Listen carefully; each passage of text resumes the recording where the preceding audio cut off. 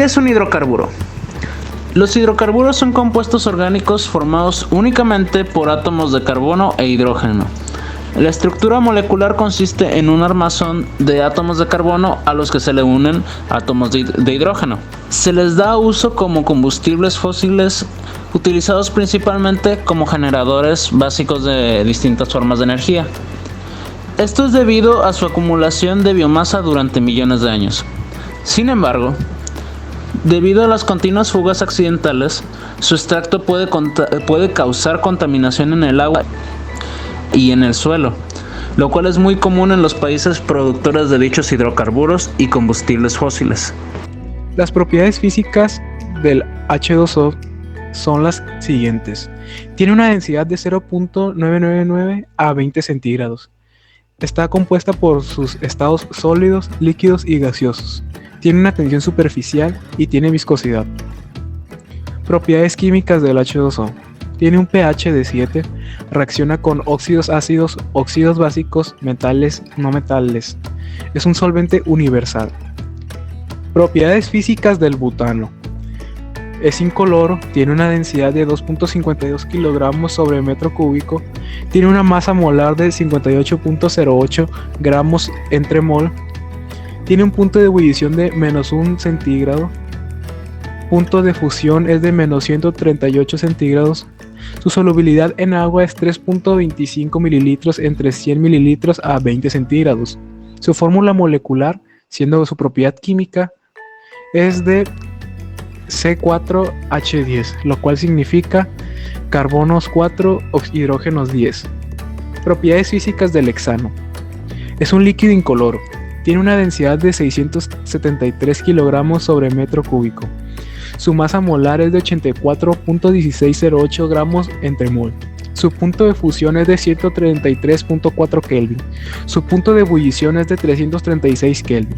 Tiene una viscosidad de 0.51 cp. Es insoluble en agua como su propiedad química. Propiedades físicas del metano. Es un gas incoloro e inodoro. Su punto de ebullición es de -161 grados centígrados. Su punto de fusión es a los -183 centígrados. Su punto de autoignición es a los 537 centígrados. Su solubilidad en agua a una temperatura de 20 centímetros es de 3.3 mililitros por cada 100 mililitros de agua.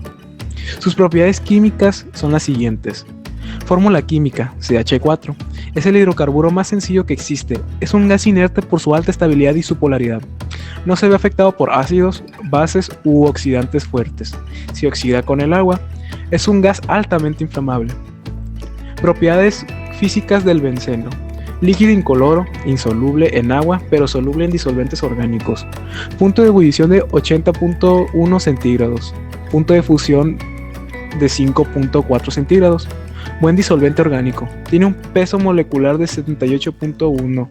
Densidad menor a la del agua, siendo 0.879. Propiedades químicas del benceno. Es altamente inflamable. Sus vapores crean mezclas explosivas fácilmente. Ataca algunas formas de plásticos, cauchos y recubrimientos. En sus reacciones se conserva el anillo bencénico. Su oxidación permite obtener anhídrico maleico. Propiedades físicas del eteno.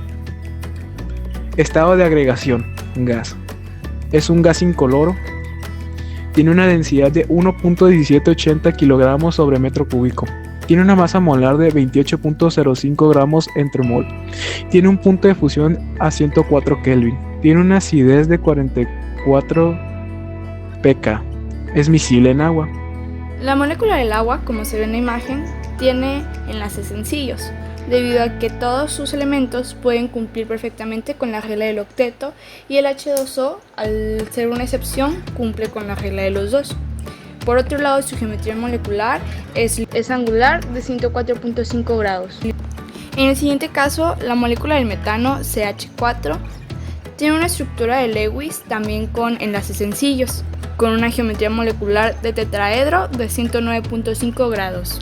Mientras que por otro lado, finalmente tenemos al benceno 6H6, donde su estructura de Lewis tiene 3 enlaces dobles para que sus elementos puedan cumplir con la regla del octeto.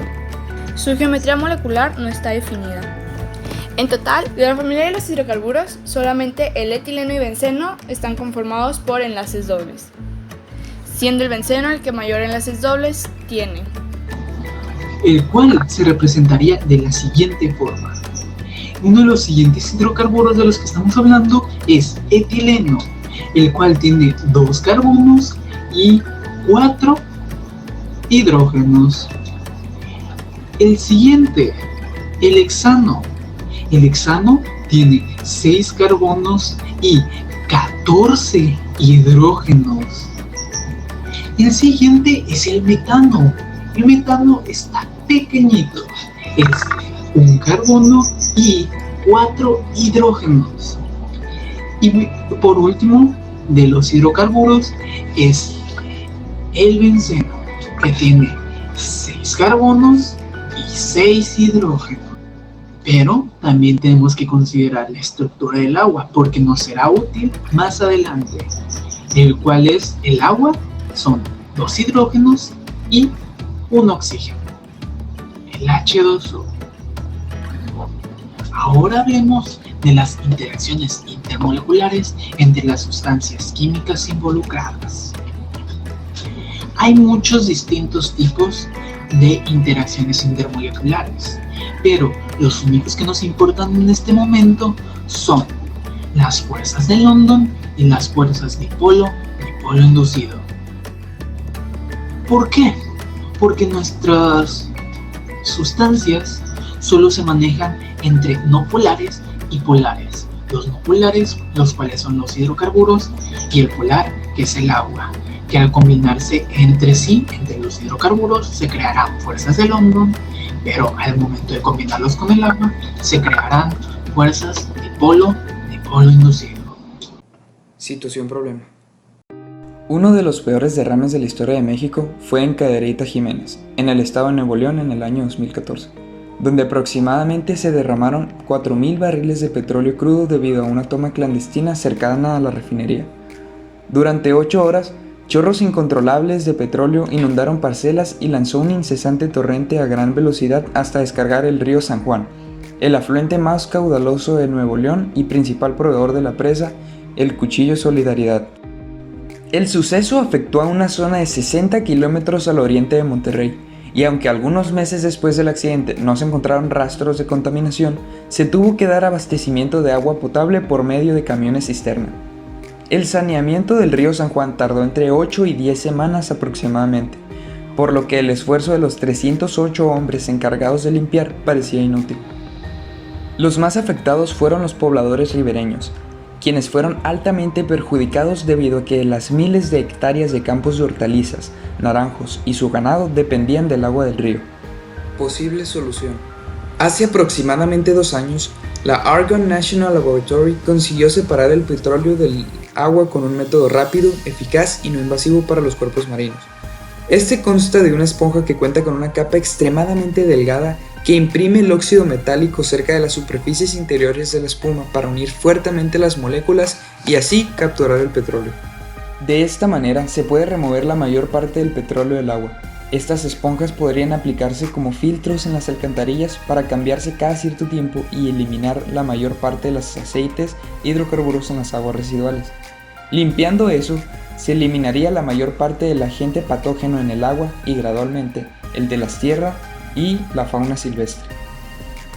Esta no es la primera y lamentablemente no será la última vez en la que Pemex se vio involucrado en la derrama de hidrocarburos sin hacerse cargo de los daños provocados.